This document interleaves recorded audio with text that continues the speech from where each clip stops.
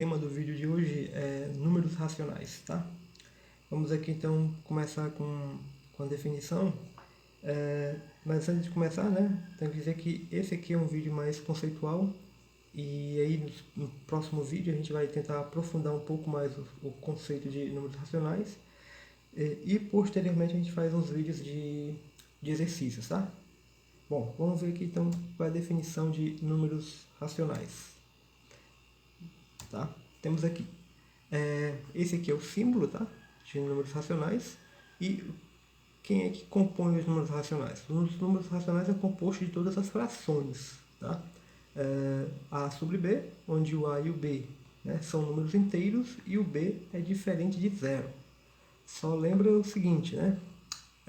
Esse camarada aqui, essa expressão aqui, A sobre B, a gente interpreta isso aqui também como uma divisão.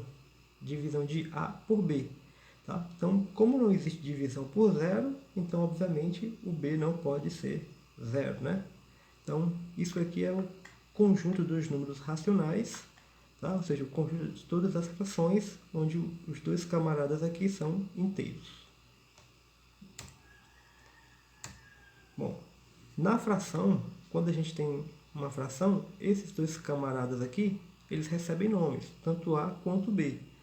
O camarada que está em cima, o A, é chamado de numerador. E o cara que está embaixo, né, ele é chamado de denominador. Quando a gente tem A maior, A menor que B, quando A é menor que B, a fração é própria. E quando A for maior que B, a fração é dita imprópria.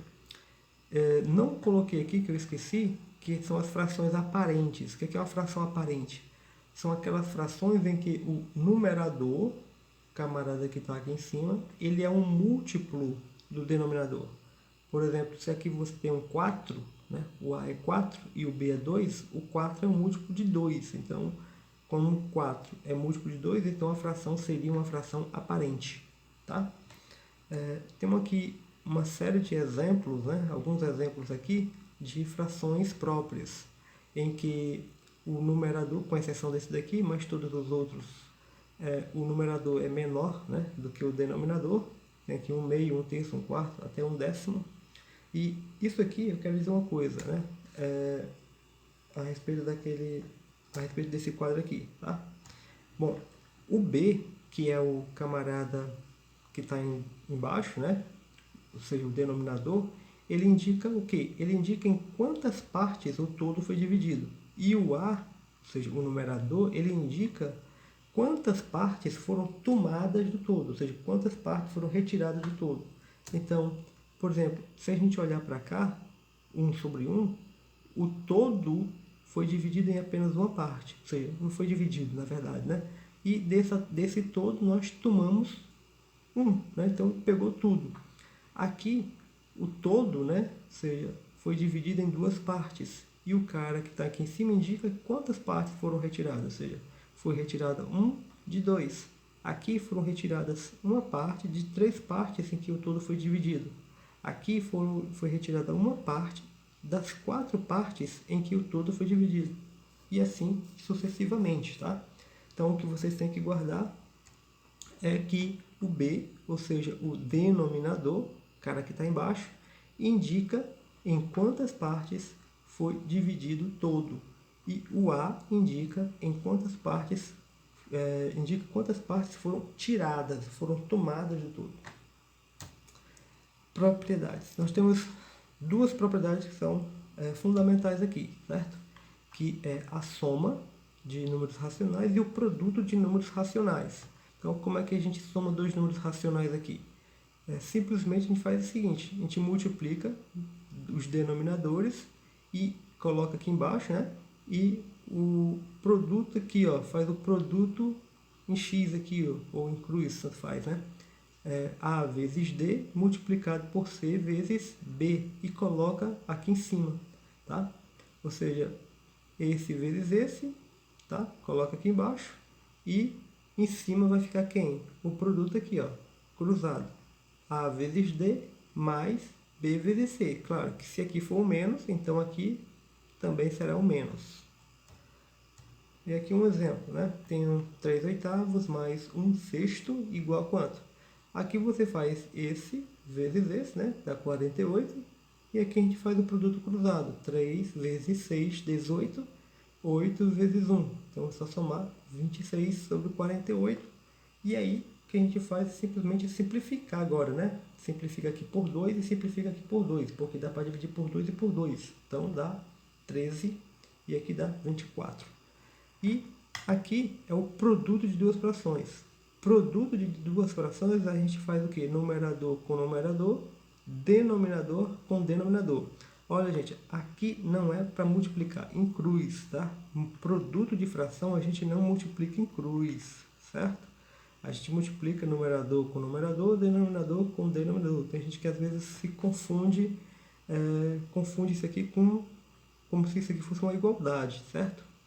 Mas isso aqui não é uma igualdade, é um produto de frações. Então, é isso vezes esse vezes esse. Então, vai dar AC sobre BD. Por exemplo, quando a gente tem isso aqui. 3 oitavos vezes 1 sexto. Então, 3 vezes 1, 8 vezes 6. Então, aqui vai dar 3 vezes 1, 3. 8 vezes 6, 48. Aqui dá para dividir por 3 e aqui também dá para dividir por 3. Então, simplifica aqui por 3, dá 1. Simplifica aqui por 3, vai dar 16. Bom, uma observação importante aqui, que sempre eu vejo aí alguns alunos cometendo alguns erros ou estão se confundindo na hora de escrever uma expressão e tal, tá? É isso aqui. A sobre B, tá? É a mesma coisa de você escrever o seguinte, A vezes 1 sobre B. Tá? Então, escrever isso aqui é a mesma coisa que escrever isso, ok? Não tem diferença. Isso por quê? Porque aqui embaixo desse A, aqui, ó, aqui embaixo tem um 1, certo? Aqui embaixo tem um 1. Então, como aqui embaixo tem 1, como é que a gente multiplica a fração? Numerador com numerador, denominador com denominador. Então, A vezes 1 dá A. E 1 vezes B dá B, tá? Embaixo de todo número sempre vai ter 1, gente, tá? E a outra coisa importante é essa coisinha aqui, certo? Essa notação aqui, que às vezes também o pessoal confunde muito, não sabe onde coloca o menos. Tá? Quando você tem assim, menos A sobre B, esse menos aqui, ele pode estar aqui em cima ou pode estar aqui embaixo, tanto faz. Okay? A gente coloca aqui porque, basicamente por dois motivos. Primeiro que o sinal, tá? Esse sinal aqui, na verdade, né, ele pertence à fração como um todo. Tá? Por esse motivo e também por uma questão de estética. Tá? Porque fica mais bonito, mais elegante colocar o sinal aqui do que colocar ele desse jeito ou desse jeito, tá? Mas isso aqui também está certo e isso aqui também está certo, não está errado. E é a mesma coisa disso, tá? Então se liguem aí. Vamos para o próximo aqui. Dízimas periódicas. O que é uma dízima periódica? Dízima periódica são esses números quebrados, né? Nós temos esses números quebrados aqui, tipo 0,33, ou então 1,444, assim vai, ou 3,25, 25, 25, tá? Esses números, que a gente chama de números quebrados, em que a parte decimal, ou seja, aquilo que está depois da vírgula, se repete, tá? Está se repetindo aqui, né? Depois da vírgula, é o que a gente chama de período da dízima periódica, tá? Então, aqui no caso, o período, né, da dízima é 3, né? Então, aqui você tem uma dízima periódica simples. Aqui também, uma dízima periódica simples, tá? Então, você tem aqui, ó, só porque é simples porque a gente está dizendo que aqui só tem um número que está se repetindo, tá? Então, só o 3. Aqui só está se repetindo quem? Só o 4. Já aqui, a dízima periódica, né? A gente chama de composta porque tem dois camaradas aqui se repetindo, ó, 25, 25, 25, ok? E toda dízima periódica, tá? Ela tem uma fração que representa essa dízima. Por exemplo, nesse caso aí, nesse primeiro caso aqui, o 0,3333, né? É 1/3. Nesse segundo caso aqui, é o 13 nonos. E nesse outro caso aqui é o 322 sobre 99. Bom, a gente vai voltar para esses assuntos aqui, tá? mas isso aqui é só para poder dar uma noção elementar, tá?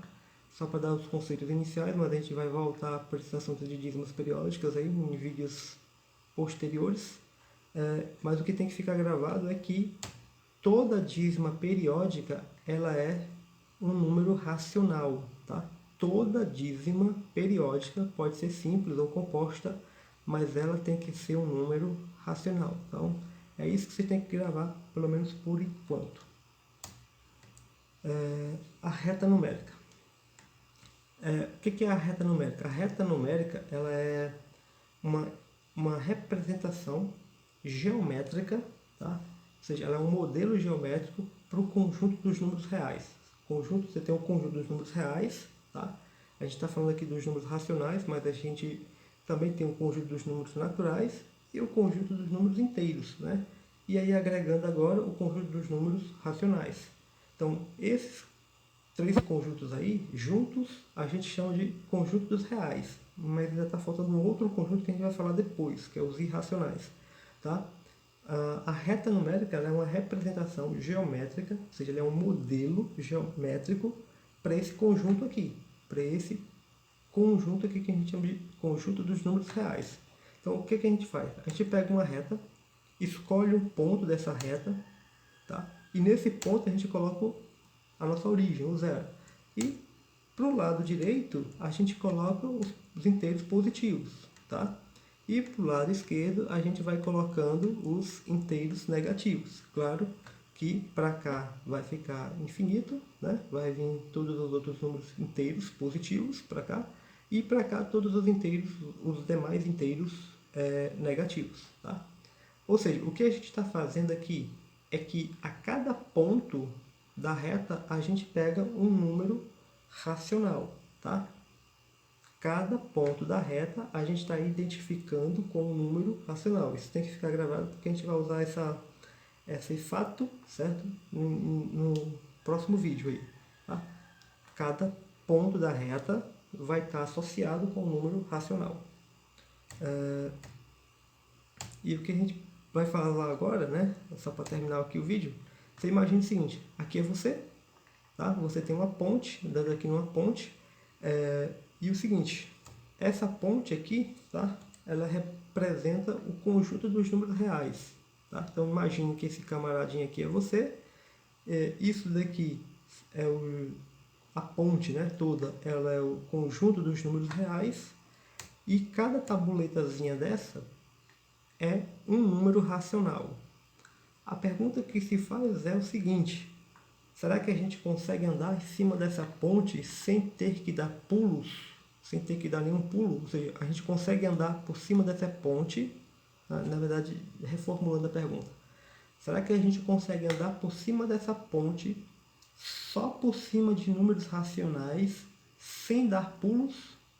Ou seja, imagine se cada tabuleta dessa daqui é um número racional, tá? Será que a gente consegue andar sempre por cima dessas tabuletas sem nunca precisar dar um pulo? Tá? Ou seja, será que a reta, né, é totalmente preenchida por números racionais? Se todos os pontos da reta, será que todos os pontos da reta são formados, são números racionais, representam números racionais? Tá? Então, essa é a pergunta aqui. Ou seja, será que é possível andar por cima dessa ponte dos números reais, pisando sempre em números racionais? Ou será que existe algum buraco nessa reta, né? Ok? Isso aí é assunto para o nosso próximo vídeo, tá? A gente vai ficando por aqui e até a próxima. Valeu!